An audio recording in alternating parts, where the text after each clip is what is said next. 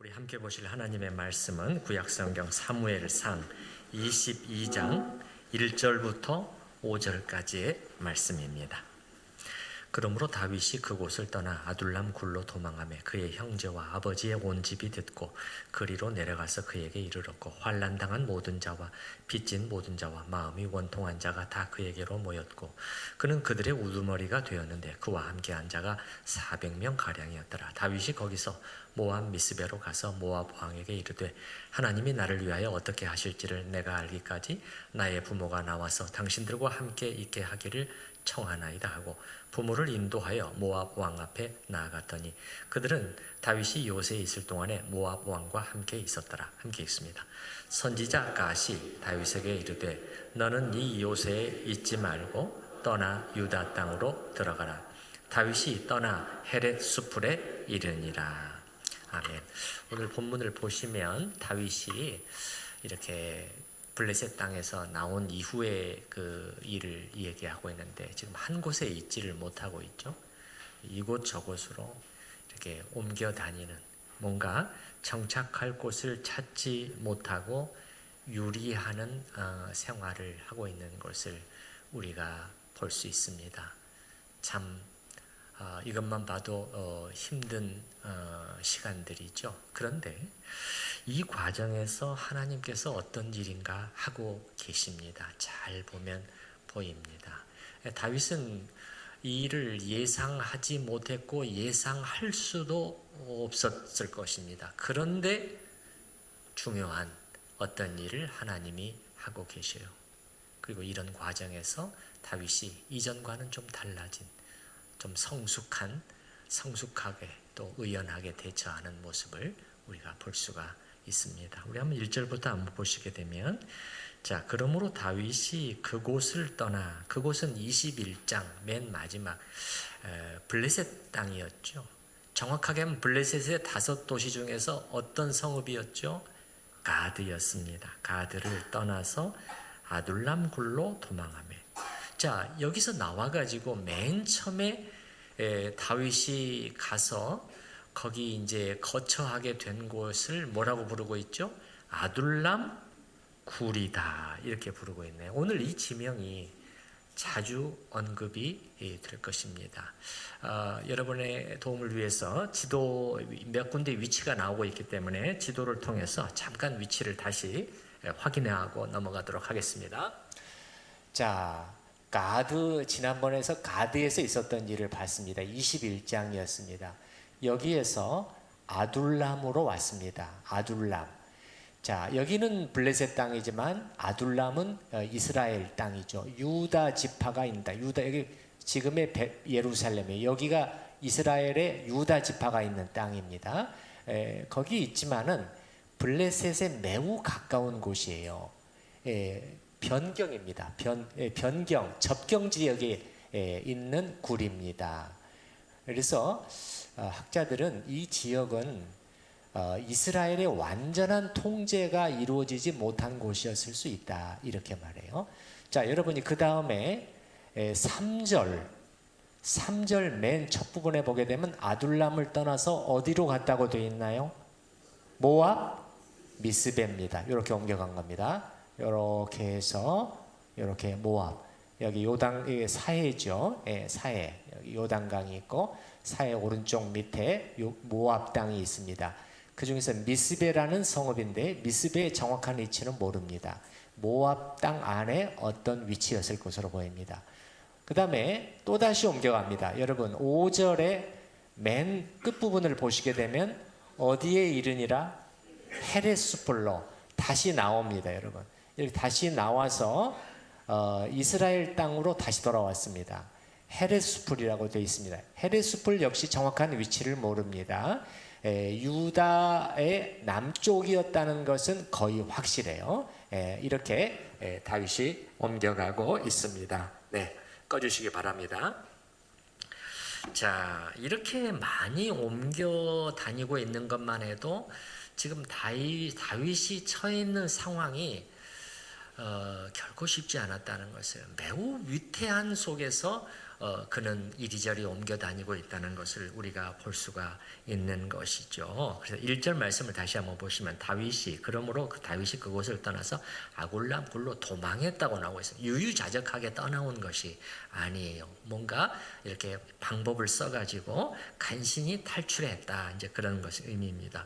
그래서 이스라엘 땅 안으로 들어왔는데 그곳을 아둘람 굴이라고 말하고 있단 말이죠.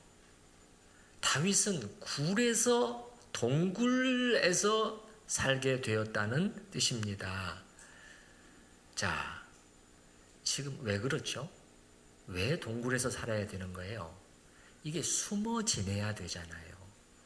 그러니까는 뭐 이 살만한 곳, 사람들이 살고 싶어하는 곳, 그런 곳은 엄두를 낼 수가 없습니다. 눈에 띄면 큰일 나잖아요.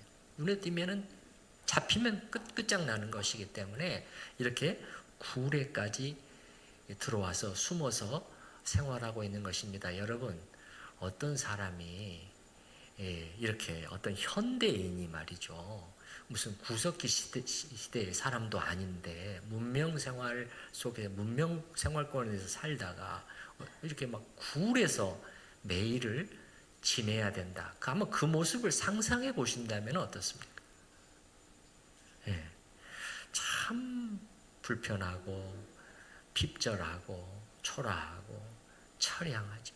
비참하게 느껴집니다. 여러분 가운데 혹시 굴에서 좀 살아보신 분 계신가요? 혹시라도 그런 분 아무도 안 계시죠. 예, 뭐 좀 특이한 경험을 해보기 위해서 그냥 일부러 찾아 들어가서 텐트 쳐놓고 지내는 거 그런 거 말고요. 이거는 그게 아닙니다. 이거는 목숨을 쫓겨다니면서 목숨을 부지하기 위해서 어쩔 수 없이 찾아 들어와서 거기서 지내야 하는 그런 곳입니다. 다윗이 여기서 살게 되었다.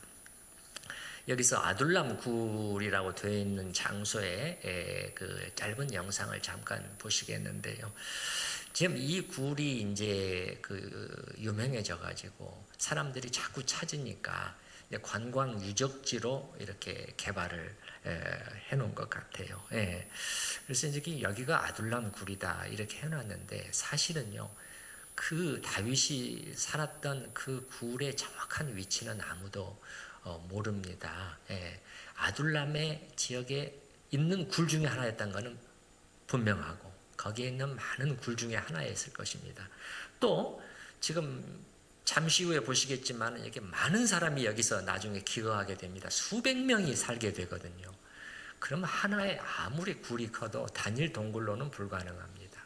그래서 이렇게 서로 굴들끼리 막 연결되고 그러잖아요. 크게 연결되고 하나의 그 단지처럼 그러한 큰 지하 굴이었을 걸로 봅니다. 우리가 한 50초 정도의 영상을 좀 잠깐 보실 텐데요. 잠깐만 거기서 멈춰봐 주세요. 자, 여기가 굴 입구입니다. 이 자체는 굉장히 이제 높은 이제 위치에 있겠죠. 이 지역 자체가. 근데 거기서 여기가 굴에 있고 이렇게 안내 표지판이 있죠. 자, 그래서 이렇게 이제 내려가는 그 계단도 지금은 이제 만들어놨어요. 사람들이 여기 들어가서 사진도 찍고 막 여러 가지 그렇게 이제 하게 되기 때문에 네네 틀어주세요.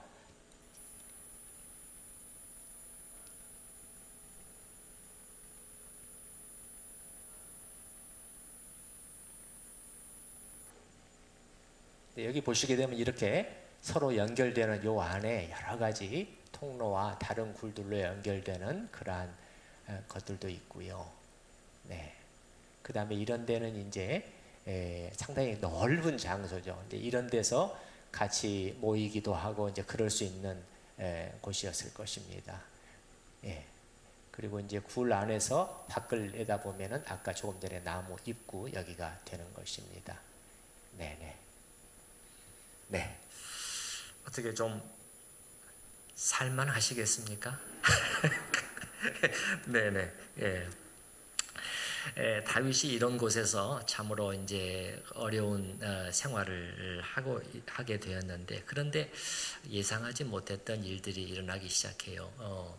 먼저 그의 가족들이 와서 합류를 하게 됩니다. 여러분 1절 그 다음 부분을 보시게 되면은 그의 형제와 아버지의 온 집이 듣고 그리로 내려가서 그 얘기를 하다. 들었다 이 말은 다윗에 관한 소식을 들었다 이 말이죠. 다들 걱정하고 있지 않았겠어요? 막내 아들이 이게 지금 어떻게 목숨이나 제대로 밥은 제대로 먹고 있는지 다들 가족들이 걱정이 많아요. 근데 지금 아둘람 유다 땅으로 들어왔잖아요. 어떻게 보면 다윗이 자기의 근황을 알렸을 수도 있어요. 아까 베들레헴 제가 말씀 못 드렸는데 베들레헴에서 그렇게 멀지 않아요. 하루 정도의 거리입니다. 그래서 그들이 그 다윗의 소식을 들었는데 어떤 결정을 내렸느냐? 그리로 내려가서 그에게 이르렀다. 합류하는 결정을 했는데 상당히 많은 가족들이 온 것 같아요. 여기 보시게 되면은 그의 형제와 아버지의 온 집, 형제들이 다 왔어요. 형제들과 또 부인, 아내들, 또 자녀들도 왔을 수 있겠죠. 그러면은 형제들 중에서는 형제들이 많잖아요. 다윗의 맏형의 이름이 엘리압이었잖아요. 엘리압. 다윗을 전에 막 꾸짖으면서 이 교만한 놈 같으니 막 했던 그 형도 여기에 왔을 것이고, 여기 보게 되면 아버지의 온 집이라고 되어 있어요. 이 표현은요 상당히 많은 그 혈족들을 포함할 수 있는 그런 표현이에요. 그러니까 단지 부모님과 관련된 그 가족들뿐만 아니라 위로 할아버지까지, 또 옆으로는 그 아버지의 형제들, 삼촌이랄지 이런 가족들까지 그 아버지의 온 집, 상당히 많은 가족들이 다윗에게 온 것 같아요. 그 다음에 2절에 보게 되면은 또 이제 가족들 외에 어떤 사람들이 오게 되었는데 이게 굉장히 중요해요. 자, 2절 말씀 우리 한번 같이 읽어보겠습니다. 환난 당한 모든 자와 빚진 모든 자와 마음이 원통한 자가 다 그에게로 모였고 그는 그들의 우두머리가 되었는데 그와 함께한 자가 400명 가량이었더라. 자, 여러분 모여든 사람들을 어떻게 표현하고 있는가를 잘 보시기 바랍니다. 환난당한 자들, 빚진 자들, 마음이 원통한 자들이었습니다.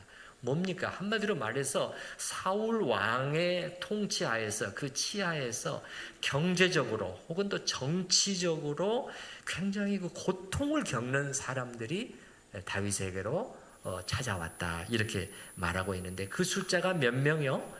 400명. 결코 적은 숫자가 아니죠. 나중에는 600명으로 늘어났습니다. 거기다가 나중에는 그들의 가족들 또 결혼도 하게 되고 이렇게 했던 것 같아요. 그래서 가족들까지 하니까는 이 상당히 큰 규모죠. 뭐죠? 하나의 공동체가 이루어지게 된 것입니다. 다윗도 처음에는 이게 뭐지 했을 거예요. 1명, 2명. 아니 이 동굴에 지금 뭐 볼 게 있다고, 뭐 얻을 게 있다고 지금 이 사람들이 오느냐 이 말이에요.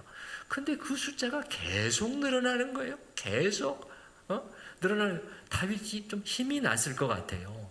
그럼 이제는 어떻게 해야 돼요? 이제는 뭔가를 해야 됩니다. 적극적으로 뭔가를 하지 않으면 안 돼요. 아니 수백 명이 먹고 사는 일만 해도 이게 작은 일입니까? 보통 일이 아니죠. 그래서 다윗은 이제 적극적으로 그들의 지도자가 되어서 그들을 맞아들이고, 그 다음에 또 이렇게 조직하고 운영하고 훈련하고 이런 일들을 적극적으로 했을 것 같아요. 이렇게 해서 탄생한 것이 말하자면 아둘람 공동체입니다.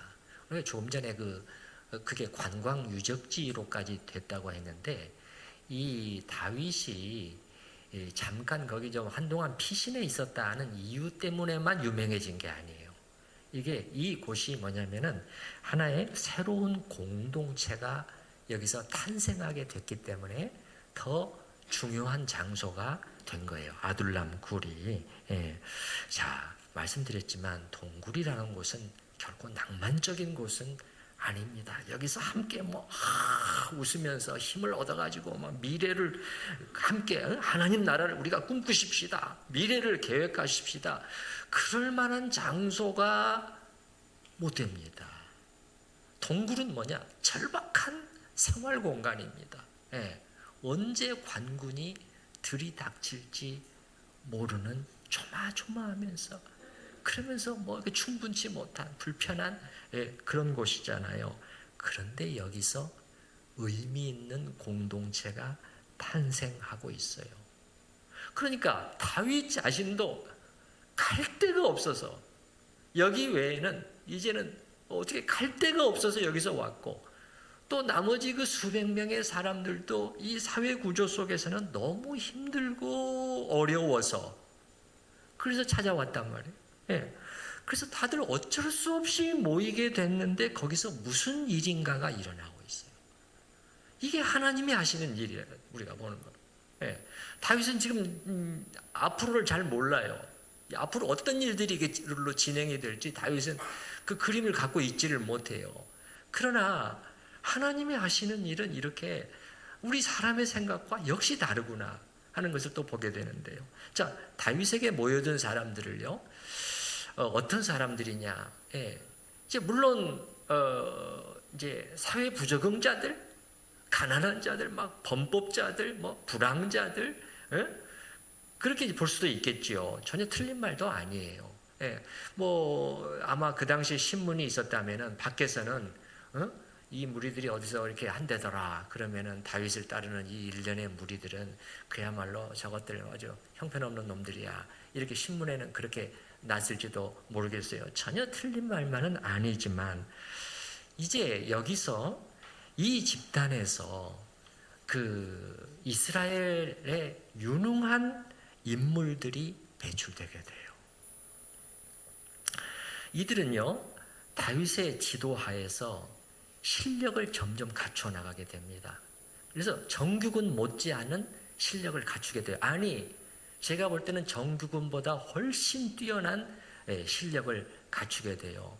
그래서 나중에 뒤쪽에 보게 되면 가는 곳마다 싸워서 승리를 거두죠. 물론 이스라엘 병사, 이스라엘 군대를 공격하거나 그런 일은 한 번도 없었어요. 한 번도 없었고, 나라에 유리하도록 다른 이제 이방인들을 이렇게 하고 그렇게 하는데, 가는 곳마다 승리를 하는 것만 봐도 알 수가 있어요. 이들의 이 실력이 아주 탁월해졌고요.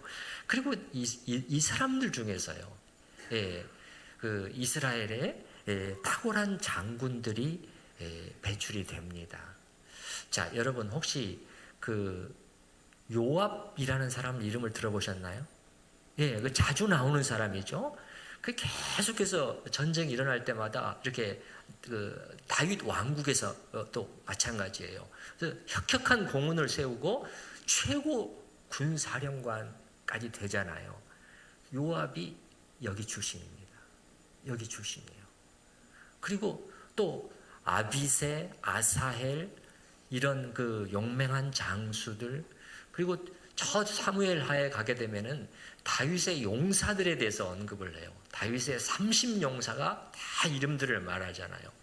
그들 전부는 아니지만은 이 공동체에서 나온 사람들이 거기에 상당수가 있어요. 예. 이게 달라진다는 거예요. 우리가 이게 그냥 형편없는 아무런 무능력자들로만 치부할 수 없는 어떤 일들이 일어나고 있는 것이죠. 그리고 이 사람들은요, 그야말로 생사고락을 함께한 전우들이에요. 생사고락. 여러분, 수백 명이 사는데 한 명만 밀고를 하면은 끝나는 거잖아요. 끝나는, 몰래 들어와서 덮쳐버리면 끝나는 거잖아요. 그러니까 서로가 신뢰 관계로, 끈끈한 유대 관계로 엮여 있지 않으면 생존이 불가능한 환경입니다. 예. 그래서 이들은 어떻게 되느냐? 다윗이 믿고 맡길 수 있는 충직한 장수들이 되었고, 또 조언자들, 모사들이 될 수 있게 됐던 것입니다. 자, 하나님은 이렇게 일하고 계십니다. 예. 다윗이 참으로 처량하고 초라한 모습으로 살아가고 있었을 때 하나님께서는 그의 곁에 사람들을, 앞으로 영원한 동지가 될 사람들, 다윗도 몰랐을 거예요. 그 사람들을 보내주셔서 힘과 도움이 되게 하시고, 이들을 중심으로 공동체가 형성이 돼가지고 앞으로 그의 왕국을 위한 초석이 되도록 준비하시는 하나님이십니다. 예. 그리고 여기서 우리가 배우는 또 한 가지 사실은 또 뭐냐면 여러 가지가 이 속에서 우리가 발견해낼 수가, 관찰할 수가 있는데요. 하나님께서는 중앙이 아니라 저 변방에서부터 시작하시는 하나님이시다. 이것도 볼 수가 있어요. 자, 이게 지금 아둘람이 어디였습니까? 자, 사람들의 손길이 별로 미치지 않는, 가고 싶어 하지 않는 저 버려진 곳이에요. 버려진 곳. 예. 하나님은 변두리에서 당신의 큰 일을 시작하고 계십니다. 나라의 중앙이 아니에요. 궁궐이 있고 화려한 옷을 입은 사람들이 다니고 이렇게 돈이 넘쳐나고 사람들이 몰려들고 나도 한번 좀 유명세를 타보겠다고 하는 사람들은 다 거기 가운데로 몰려들잖아요. 그런데 하나님은 거기서 하나님은 정말 여러 번 그러셔요. 여러 번 그러잖아요. 예수님이 오신 소식이 누구한테 전해졌어요? 저 들판에서 양치는 목동들에게 전해졌잖아요. 양치는. 하나님은 저 멀리서부터 변방에서부터 사람들은 이 가운데를 좋아하지만 하나님은 다르신 것 같아요. 그리고 또 우리가 볼 수 있는 것, 이 공동체가 형성된 배경을 보면서 우리는 앞으로 다윗이 어떤 성격의 지도자, 통치자, 왕이 될 것인가를 또 짐작해 알 수 있단 말이에요. 뭐지요? 그는 소외된 자들을 멸시하지 않는 왕이 될 것이에요. 왜 그렇죠? 자, 여기 이 사람들이잖아요. 여기 2절 다시 환난당한 자들, 빚진 자들, 마음이 원통한 자들이었습니다. 이들은 사회에서 소외되고 무시당하는 사람들이었어요. 가진 것이 없는 사람들이었어요. 그런데 이들이야말로 다윗이 외롭고 힘들었을 때 곁을 지키면서 힘이 되어준 사람들이잖아요. 다윗이 어떻게 이 사람들을 잊을 수가 있겠냐 말이에요. 어떻게 이때의 경험을 다윗이 잊어버릴 수가 있겠냐 말이에요. 여러분, 자, 일반적으로 왕이 세워지면 그 왕은 어떤 이미지가 어때요? 사무엘이 앞에 여러분 경고했던 거 기억나시나요? 이스라엘 백성들이 왕을 달라. 그래서 사무엘이 경고를 주잖아요. 그게 사무엘상 8장이었잖아요. 자, 너희는 왕을 달라고 하지만 그 왕이 이제 세워지게 되면 그 왕이 너희한테 어떻게 할 줄 알아? 그러면서 사무엘이 쭉 나엘에 했던 거 기억나시나요? 예, 그 왕은 지배하고 억압하고 착취하는. 예? 거기에 계속 나오는 표현들이 뭐죠? 자, 너희의 가장 좋은 것들을 이걸 가져가고 저걸 가져가고 아들과 딸을 데려다가 무슨 일을 시킬 것이고 너희가 가지고 있는 가장 좋은 이런 거 가져다가 자기 것으로 삼을 것이고 그렇게 들어요. 그게 왕이에요. 그러나 다윗은 자신의 광야 경험을 통해서 이제 다른 왕이 될 것입니다. 다른 성격의 왕이에요. 가난하고 눌리고 힘없는 자들을 돌아보는 그런 왕이 될 것입니다. 하나님은 그렇게 다윗을 준비시키고 계십니다. 예. 그러므로 우리는 광야의 시간을 다시 말씀드리지만 너무 부정적으로만 보면 안 됩니다. 예. 예. 내 인생에서 참 왜 이렇게 때로는 동굴 속에 있는 것만 같은 그러한 느낌을 받을 때 그냥 막 울부짖으면서, 물론 인간이기 때문에 때로는 그렇게 할 수밖에 없을 것입니다. 그러나 그냥 맨날 그러고만 있다면 맨날 그 시간을, 그 광야의 시간을 그냥 울부짖으면서 이건 아니야. 동굴 안에 이것도 없고 저것도 없고 내가 원하는 것을 가질 수가 없다. 너무 힘들어, 슬퍼, 괴로워. 이렇게만 하고 있어요. 그 귀중한 시간이란 말이에요. 하나님이 지금 준비시키는 시간이잖아요. 다윗이 만약에 그렇게 계속해서 그 시간을 그렇게 신세한탄이나 하면서 잡보자기 하면서 도대체 하나님께서는 나를 왜 갑자기 왜 사무엘을 통해서 왕으로 기름 부으시더니 이게 도대체 뭔가 동굴 안에서 이게 뭐야? 이렇게 하고 있었다면은 어떻게 됐겠습니까, 여러분? 그러면은 사람들이 찾아와도 시큰둥하지 않았겠어요? 저것들 뭐야? 아유, 그냥 쓸모도 없는 사람들, 저 사회에서 버림받은 사람들, 저 거지 같은 사람들 상대하기도 싫다. 나는 전에 궁궐에서 이 지휘관으로서 말이지 이런 사람들을 상대했는데 이렇게 되지 않았겠어요? 그러면 어떻게 아둘람 공동체가 설 수 있었겠냔 말이에요. 그게 아니라는 거예요. 자, 그래서 우리가 그 속에서도 하나님이 하시는 정말 신비한 손길을 우리가 봤고요. 그 다음에 3절에 가게 되면 다윗이 모압으로 옮겨가게 됩니다. 모압으로. 3절 보십시다. 다윗이 거기서 모압 미스베로 가서 조금 전에 우리가 봤습니다. 사해 동편이었죠. 사해 동편 남쪽 모압 땅에 거기로 가서 모압 왕에게 이르되 하나님이 나를 위하여 어떻게 하실지를 내가 알기까지 나의 부모가 나와서 당신들과 함께 있게 하기를 청하나이다. 자, 다윗이 또 이때 왜 아둘람 굴에서 이동해서 모압에까지 가게 됐는가? 성경은 역시 그 이유를 밝히고 있지 않습니다. 두 가지 정도 추정을 해봅니다. 첫 번째는 뭐냐면 여기 다윗이 자꾸 부모 얘기가 나와요. 자, 3절 저 뒷부분에 보시기 바랍니다. 나의 부모가 나와서 당신들과 함께 있게 하기를 청하나이다. 4절에서도 또 부모를 인도하여 모압 왕 앞에 나갔더니, 그래서 첫 번째 모압에까지 찾아간 것은 이 부모님 때문이 아니었을까 하는 이제 추정이 가능하다는 것입니다. 그 추정일 뿐이긴 하지만은 이때는 다윗의 부모가 상당히 연로했을 것이에요. 그러니까 다윗이 판단해 보는 거예요. 이분들이 이 아둘람 굴에서 이 말이죠 도망자의 혹독한 삶을 견디내기가 쉽지 않겠구나. 그리고 안전하지가 않단 말이에요. 자기가 죽는 것이야 그러면 뭐 상관없겠지만은 이 자기 때문에 부모님까지 가족들까지 다 죽게 되면은 그래서 이제 이렇게 이동을 결심했을 수가 있고요. 그 다음에 또 한 가지 이유는 자 여러분 다윗의 자 위쪽으로 쭉 올라가면 엄마 그 다음에 할머니 그 다음에 증조 할머니가 누구였는가를 기억해 보시기 바랍니다. 증조 할머니.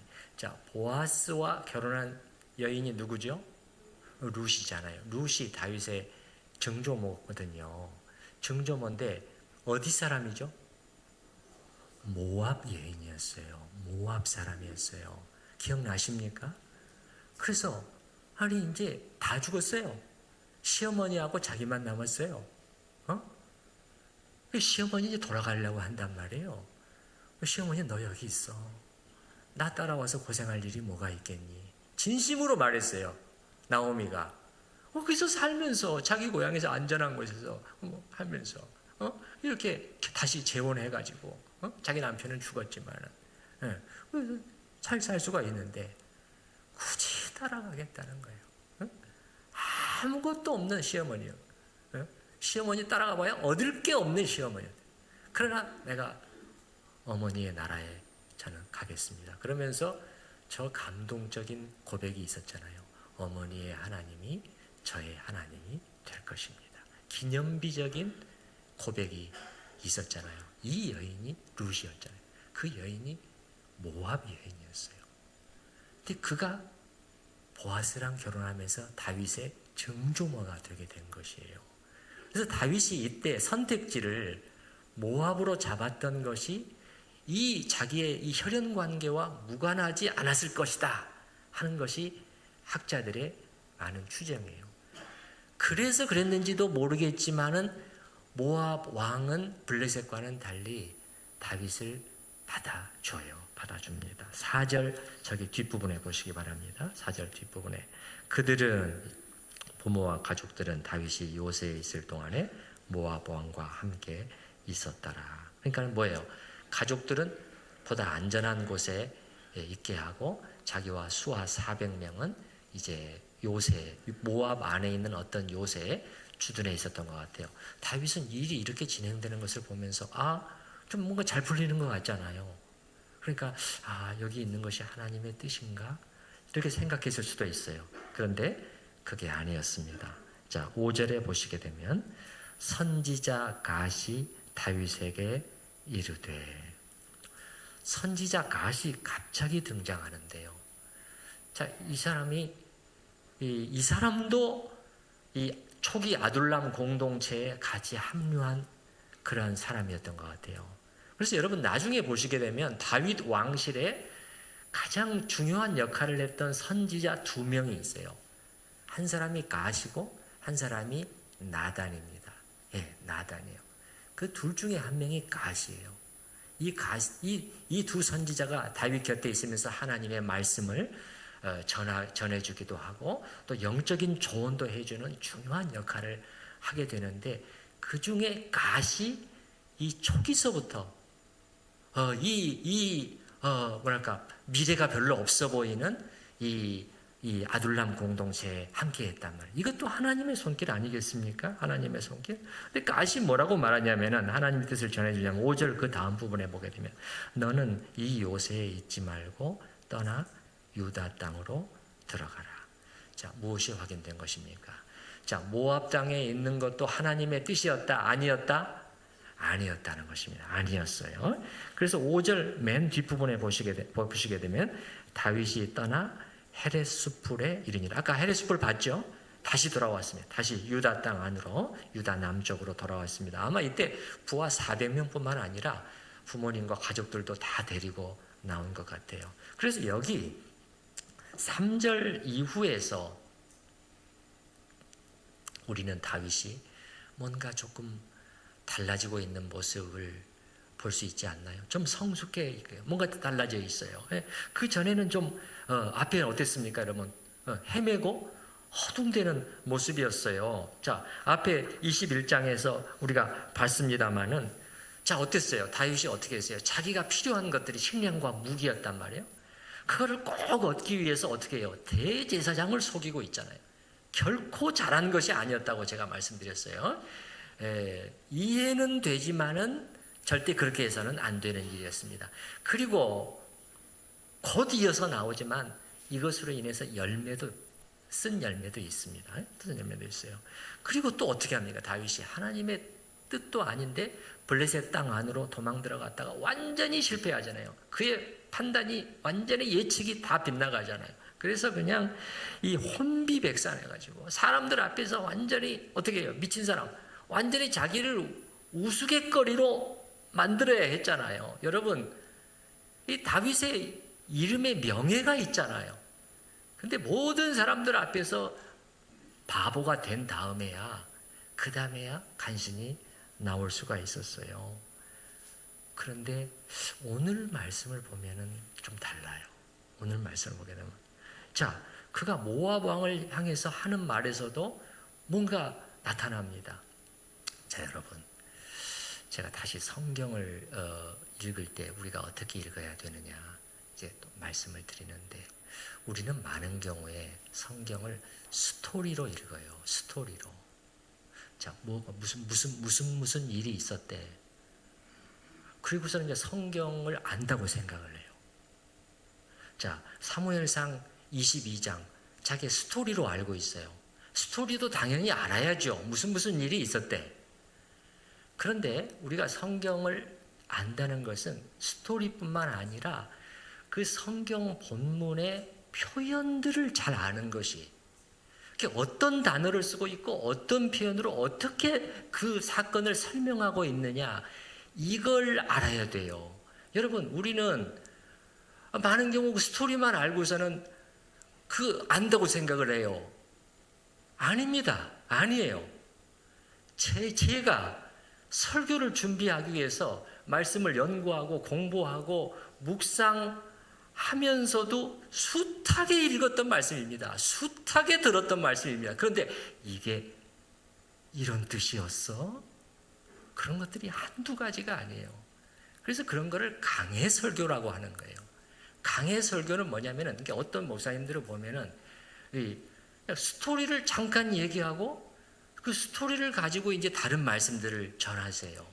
그거는 강해 설교가 아닙니다. 강해 설교라는 것은 뭐냐면 우리가 아는 것처럼 이 말씀 안으로 들어가는 거예요.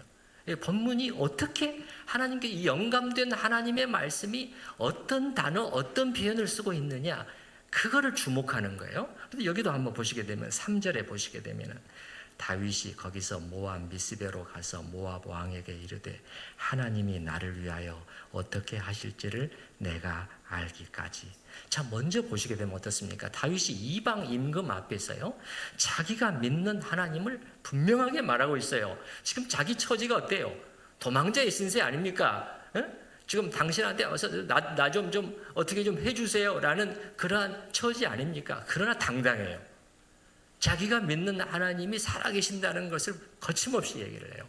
그 다음에 또 보게 되면은 하나님이 나를 위하여 앞으로 어떻게 하실 것인가.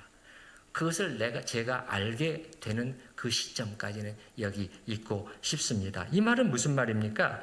자기의 앞날이 그 하나님의 손 안에 있다는, 그죠? 하나님이 나를 위하여 하실 일이잖아요. 네. 그래서 자기의 미래가 하나님의 손 안에 있다는 것을 표현하는 신학적인 표현입니다. 이게 신학적인 표현을 담고 있는 것이에요. 자, 여러분도 마찬가지 아닙니까? 여러분의 미래가, 그리고 여러분의 자녀들의 미래가 여전히 우리 하나님의 손 안에 있다는 것을 믿으시나요? 예. 그래야 우리가 어떤 일을 만나도 당황하지 않을 수가 있는 것입니다. 우리가 어떤 곳을 가더라도, 어떤 미지의 곳을 가더라도 불안해하지 않을 수 있는 것은 이 사실 때문에 그러는 거예요. 하나님께서 나의 앞날은 내 손에 쥐어져 있지 않다는 것을 알기 때문이죠. 그리고 다윗이 또 달라지면 선지자 갓을 통한 하나님의 말씀에요, 즉각적으로 순종하는 걸 봐도 알 수가 있어요. 여러분 5절 말씀 다시 한번 보시기 바랍니다. 5절 말씀. 너는 이 요새에 있지 말고 떠나 유다 땅으로 들어가라 하니까 그 다음에 바로 뭐예요? 다윗이 떠나 헤레스풀에 이르니라. 여러분, 이제 사무엘 상에는 다 나타나지는 않고 이런 거는 이제 사울과 대조되는 모습인데요. 사울과 다른 다윗의 한 특성이 뭐냐면은 이 선지자를 통해서 하나님의 말씀이 전달되잖아요. 그러면은 완전 순종이에요. 토도 달지 않아요. 사울은 어떻습니까, 여러분? 사울은 그 말씀들이 전해도 귀뚱으로 흘려들어요. 그 다음에 그 말씀대로 하지 않고서도 자기가 잘못됐다는 것을 인정하지도 않아요. 회개하지도 않아요. 자기를 돌아보지도 않아요. 변명하기에 급급해요. 다윗은 그게 아닙니다. 이게 다윗의 위대함이 여기서 있는데, 그 선지자를 통해서 때로는 추상 같은 꾸짖음의 말씀들이 전해지잖아요. 때로는 심판의 말씀들이 전해요. 그러니까 자기가 싫어하는 하나님의 말씀이 전해도 절대 이 일을 제기하는 법이 없습니다. 바로 순종해요. 그래서 여기 5절에서도 마찬가지인 거예요. 사실 모압 땅은 안전한 곳이잖아요. 모압 왕의 보고가 있잖아요. 자기 한 몸 죽으면 괜찮아요. 유다 땅으로 들어가서 이제는 많은 남녀 이렇게 노약한 그런 식구들까지 다 데리고 가야 돼요. 네. 어디가 더 안전하냐 이 말이에요. 어디가 요새냐 이 말이에요. 여기가 요새처럼 보였단 말이에요. 여기가 피난처처럼 보였단 말이에요. 그러나 하나님의 말씀이 딱 들려오면서 하나님 말씀에 순종해야지. 진정한 요새는 하나님 안에 있는 거야 라고 순종하는 모습을 볼 수가 있는 것이죠. 그러니까 이게 어떻게 달라진 거예요? 다윗이 아마도 처음에는 도망쳐 나온 다음에는 좀 혼비백산하고 좀 정신이 없고 막 그랬던 것 같아요. 그런데 이제 어려움을 계속해서 막 견뎌나가고 하면서 단련이 됩니다. 여러분, 이거 연단 아닙니까? 이게 연단. 인내는 뭘 낳고 연단을 벌써 잊어버리지 않으셨죠? 설마. 예, 있는 이게 연단이 되는 거예요. 연단이. 예, 그러면서 보이기 시작하는 거예요. 우리는 뒤에를 다 봤지만 오늘 다 얘기를 했어요. 하나님이 큰 일을 시작하시고 씨앗을 잉태시키고 진행하시는 걸 우리가 봤지만 다윗은 안 보여요. 그렇지만은 뭔가 하나님이 하고 계시는구나. 그 손길을, 그 신비로운 손길을 감지하기 시작했을 수 있고, 그러면서 마음이 점점 안정되어 갔던 것 같아요. 이게 중요하죠. 이게 중요해요. 하나님의 손길을 보면은 우리는 이겨낼 수 있습니다. 이겨낼 수 있어요. 자, 여러분, 다윗의 많은 시들이 그의 삶의 실존적인 현실 속에서 나왔다고 제가 말씀드렸어요. 저 산꼭대기에서 유유자적하게 막 묵상을 하고 막 그러면서 그냥 영감이 떠올라서 쫙 써내려간 그런 것이 있을지도 모르지만, 많은 시들은 삶의 자리 한가운데서 나왔어요. 삶의 자리. 그래서 오늘 또 시편 하나를 좀 소개해드리고 마치려고 하는데요. 여러분, 혹시 한번 좀 제가 잠깐 읽어드려 볼 테니까 여러분이 들어보신 기억이 있는지 한번 기억해 보시기 바라요. 하나님이여, 내 마음이 확정되었고 내 마음이 확정되었사오니 내가 노래하고 내가 찬송하리이다. 기억하시나요? 네네. 하나님이여, 주는 하늘 위에 높이 들리시며 주의 영광이 온 세계 위에 높아지기를 원하나이다. 이것들 그 CCM 그 가사에도 많이 사용되잖아요.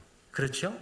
근데 여러분, 이 시가 동굴 속에서 쓴 시였다는 것은 알고 계시나요? 예. 동굴 속에서. 그거 모르셨죠? 예. 저도 몰랐어요. 이번에 공부하면서 딱 매치가 되는 거예요. 아니, 이런 상황 속에서야? 우리 시편 57편 한번 찾아보도록 하십시다. 시편 57편 843페이지인데요. 시편 57편 843페이지.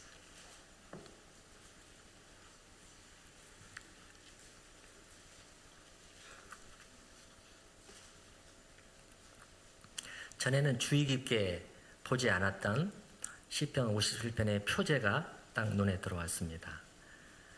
다윗의 믹담시, 인도자를 따라 알다스엣에 맞춘 노래. 이제 그 다음이죠. 다윗이 사울을 피하여 굴에 있던데. 어느 굴이었는지는 몰라요. 그런데 오늘 아둘람 굴이었을 수도 있어요. 아둘람 굴이었을 수도 있어요. 쉽지 않은 상황이었던 것은 분명해요. 4절 같은데 여러분 보시기 바랍니다. 4절.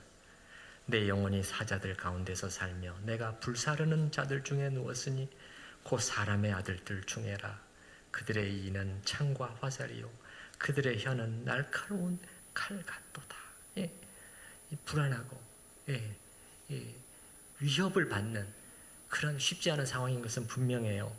그런데 보시게 되면은 여러분, 예를 들어 7절 말씀 한번 보시기 바랍니다. 다 읽어볼 수는 없고 7절 말씀 우리 한번 같이 읽어볼까요? 하나님이여, 내 마음이 확정되었고 내 마음이 확정되었사오니 내가 노래하고 내가 찬송하리이다. 여러분, 요거잖아요. 확정되었고 확정되었다는 건 뭡니까? 이제는 정했다는 거예요. 내 마음을 정했습니다. 주님. 뭐라고 정했어요? 뒤에 제가 노래하고 찬송하기로 정했습니다. 지금 어디 속에 있는데? 굴 속에 있는데. 굴 속에 있는데. 그래서 그 8절부터 11절까지도 한번 같이 읽어봤으면 좋겠어요. 8절 같이 읽으십시다. 내 영광아 깰지어다. 비파야 수금아 깰지어다. 내가 새벽을 깨우리로다. 주여, 내가 만민 중에서 주께 감사하오며 문나라 중에서 주를 찬송하리이다. 무릇 주의 인자는 커서 하늘에 미치고 주의 진리는 궁창에 이르나이다.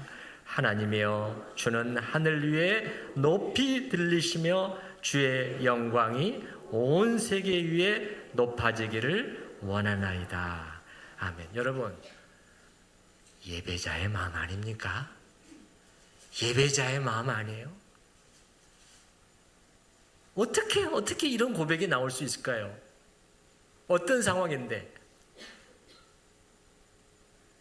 다윗은 하나님을 생각한 거예요. 하나님이 어떠신 분인가? 말씀 속에 나타나신 하나님을 다윗은 묵상한 것이에요. 그 하나님의 손길을, 주의 지팡이와 막대기를 본 것이에요. 예. 그렇게 되자 그의 마음이 예배자의 영으로 채워지게 된 거예요. 그러면서 이러한 고백이 나오게 된 것이죠. 참으로 오늘 다윗의 이 짧은 5절이지만 그 속에서 그를 위해서 하나님께서 하고 계시는 일을 우리가 봤고, 그리고 그 안에서 그가 또 어떻게 성숙해 가고 있는가 하는 것을 우리가 함께 살펴봤습니다. 우리가 들은 말씀을 생각을 하면서 잠시 기도하는 시간을 갖겠습니다.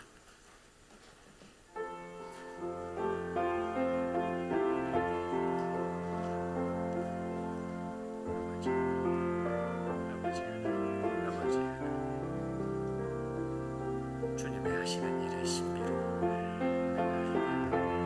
주시옵소서. 주여, 이 손길을 붙들게 하여 주시옵소서. 주여, 그만 상황 속에 주의 자녀들의 은혜 가운데 다시 한번 힘을 주시옵소서. 붙들어 주시옵소서. 세워 일으켜 내어 주시옵소서.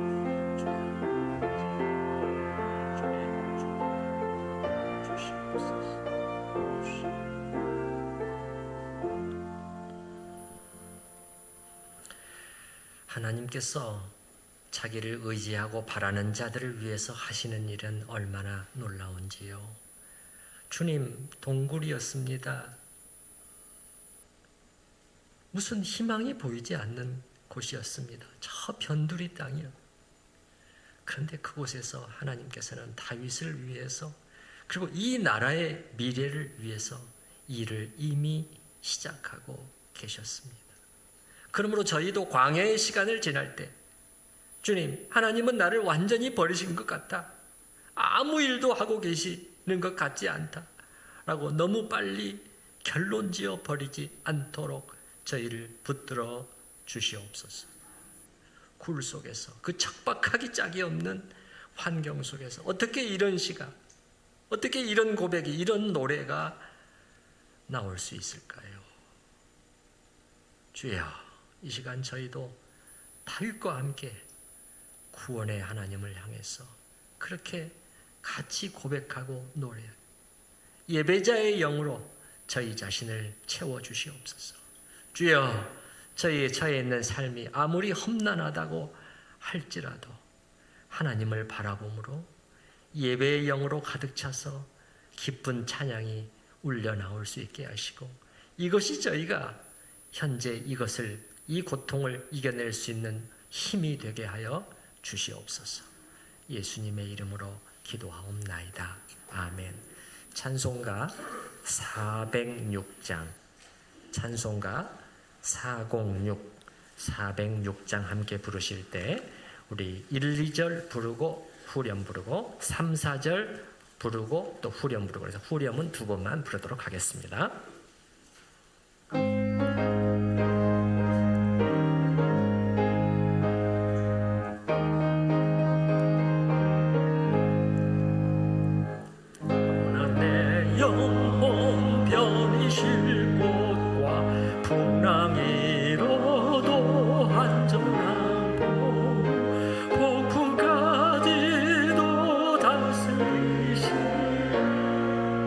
주의 영원한 발 의지해 세상 친구들 나를 버려도 예수 늘 함께 동행함으로 주의 은혜가 충만하리.